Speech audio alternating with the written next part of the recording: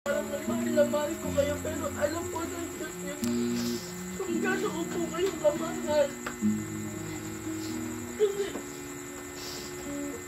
mula nung bata ako, hanggang ngayon kayo nagturo sa akin na sa lahat-lahat na hindi ko malang narinig o naranasan sa mga magulang ko. Promise ko po niya, Lala, hindi man ako babawi po ako sa inyo, hindi man yun, pero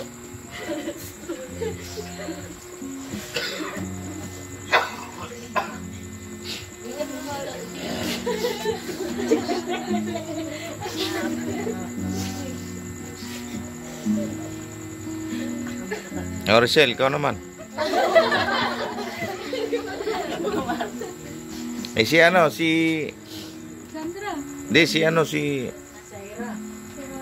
Ronaldin.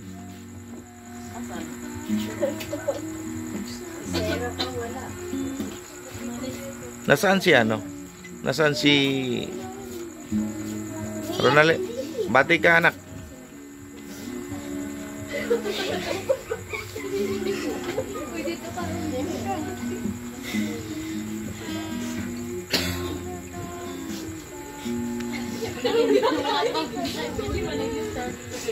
Kamag-alala, maraming pansit.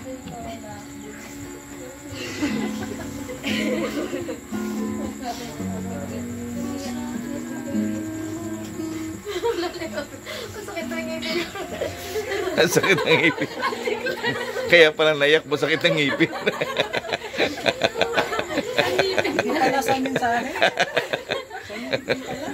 Sakit pala ng ngipin. Kaya pala naiyak. Akala ko naiyak kasi sinabi ni Tita Rochelle mo eh. Yung pala. Sakit ang ngipin.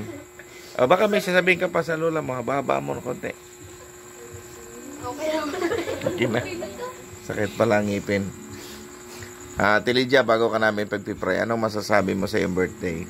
Nagpapasalamat ako kay Lord na hindi niya ako pinababayaan at sana'y sabain pa aking buhay at kahit ako hindi naman aktibo pero ano ko sa kanya, hindi ako nagpapabaya sa kanya kahit ako nasa sulong nananalangin ako.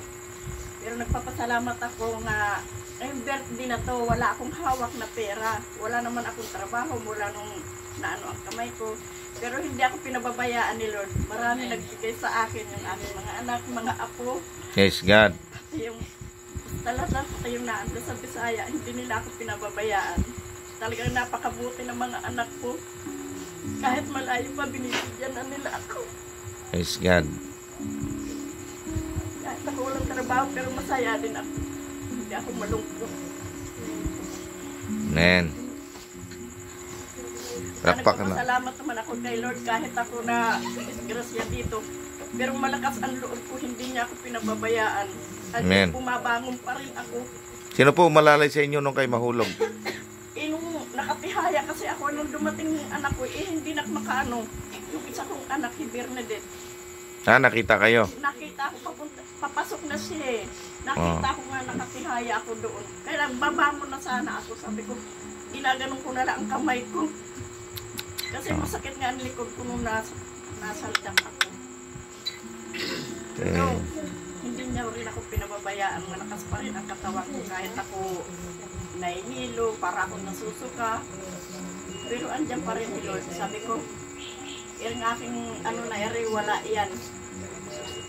Amen. Magagalingin ako ni Lord. Praise God. Palakpakan natin ang Diyos. Okay. Meron pa ba?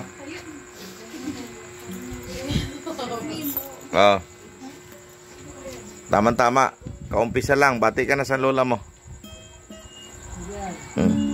Tapos na kami. Renzo, ikaw ang bati sa lola mo.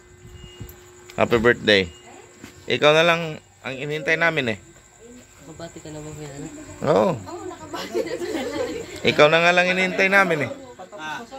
Oo, talaga naghihintay kami para kumpleto. Oh, sige. Lapit ka muna sa lola mo. Bate, ang masasabi mo sa birthday niya? Pinaghanda ka na spaghetti na pansit. Oh. Oo nga. May naka-live ka, oh. Oh, huwag kalimutan. Sige na, bate. Lola, happy birthday. Sana kumaba pa yung buhay. Tapos, mag-ingat ka sa lahat ng mga ginagawa. Dahil lang, happy birthday. Yan. Narinig niyo po ba? Nakakaya kami sa akin. Ano si Lola mo? Oh, wala man lang yakap sa lola. Mandiretso ka sa kaldero ah. Pa, bumati ka daw kay nanay. Dad, ikaw, batiin mo daw si nanay kasi nagbibigay ng mensahe sila eh. Kailangan mapaiyak mo na.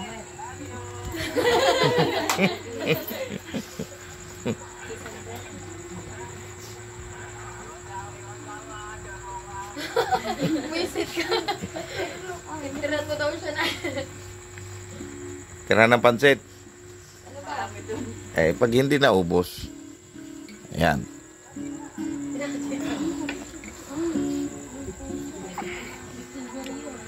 Okay na? Okay na? Okay. Star kayo po. Ako?